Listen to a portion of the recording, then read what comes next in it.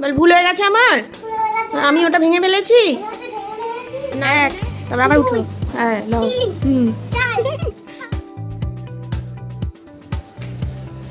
100 টাকায় 3 কিলো।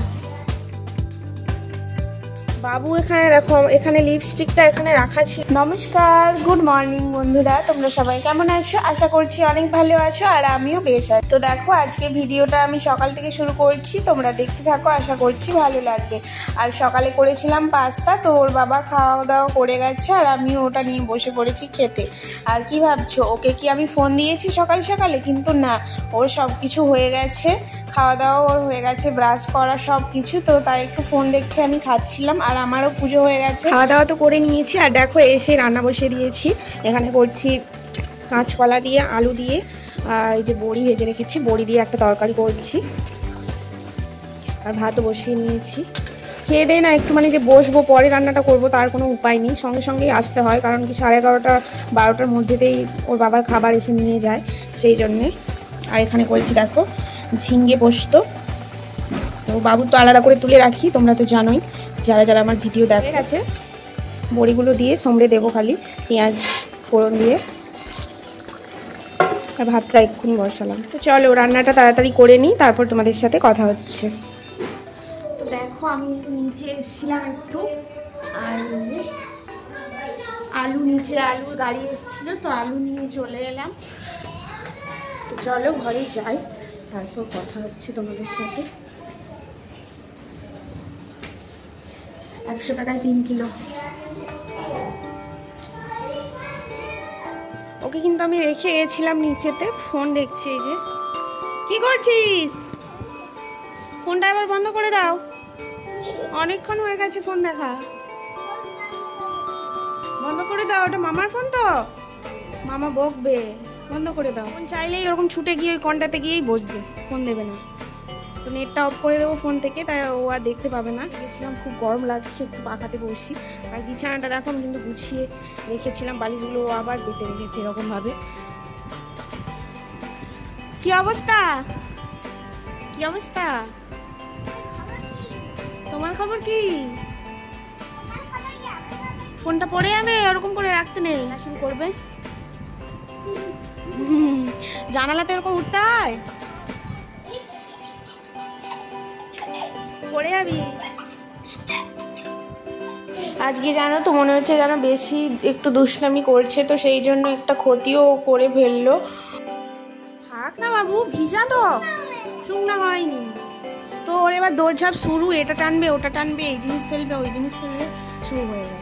আর আমার রান্নাটাও কিন্তু হয়ে গেছে, তো রান্নাটা, ওর টিফিনটা আমি সাজিয়ে নেবো। এখন প্রায় 11:30 বাজতেই চললো। তো দেখো আমি রান্না করতে করতে নিচে গেছিলাম, আলুটা জন্য তো প্রতিদিনের মতোই আলাদা করে তুলে রাখি লঙ্কা দেওয়ার আগে, তো সেটাই।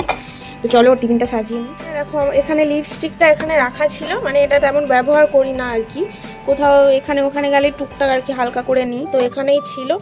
আর ও দেখো কীরকম আয়নাটাকে করেছে, আয়নাটা মানে পরিষ্কার করে আমি রেখেছি 2 দিন হলো, আর এরকম কীরকম মানে করছে দেখো, পুরো আয়নাটাই কীরকম করে দিয়েছে দেখো, দেখো। আর এই যে পুরো গোটা হাত পুরো একদম মেখে লাল করে দিয়েছে। দেখি হাতটা, দেখি আমি, হাতে নেই, মিথ্যে কথা, কোথায় দেখি, দেখা দেখা, ওই তো লাল হয়ে আছে, মিথ্যা কথা বলা, দেখা আমাকে, দেখা। সাবান দিয়ে তুই ধুয়ে নিয়েছু? দেখি যে হাত পুরো লাল হয়ে গেছিলো, যে হালকা হালকা এখনো আছে। আর সাবান দিয়ে বাথরুমে ও ধুয়ে এসছে এক্ষুনি নিজে নিজে, একা একা। আমি বকবো দেখে নিয়েছি, বকবো বলে কাঁদতে কাঁদতে গিয়ে নিজে ধুয়ে আনলো, এত দুষ্ট হয়েছে। হ্যাঁ তোর হ্যাঁ হ্যাঁ করাবো। আর এই দেখো বাড়িটাতে প্যান্ডেল হয়েছে পুরো রাস্তাতে, তো এখানে কার বিয়ে আছে, হয়তো বিয়ে বাড়ি হবে, জানি না। ওই যে ওই বিল্ডিংটা দেখা যাচ্ছে, ওই বিল্ডিংয়ে কারো একটা বিয়ে বাড়ি টিয়ারি আছে। তো পুরো রাস্তাটায় দেখো ওইদিকেও আছে প্যান্ডেল, পুরো অনেক দূর পর্যন্ত হয়েছে। এবিসিডি লিখছু? ওখানে কি এবিসিডি লেখার জায়গা? হ্যাঁ উঠো, আবার বসো। এটা তোমার শাস্তি, ওই যে এটা করছো, রং নোংরা করছো আয়নাটাকে আর হাতটাকে নোংরা করছো, ওটা শাস্তি, বুঝতে পারছো? 10 গুনে গুনে কর। ওইরকম নয়, কান ধরে ধরে বস আর উঠ 10 বার। এই যে পায়েও এখানে লাগিয়েছে, দেখো কিরকম রং লাগিয়েছে। লে 10 বার কান ধরে উঠবস কর, ওঠ। ওরকম নয়, 1, তারপর আবার উঠো। হ্যাঁ লো,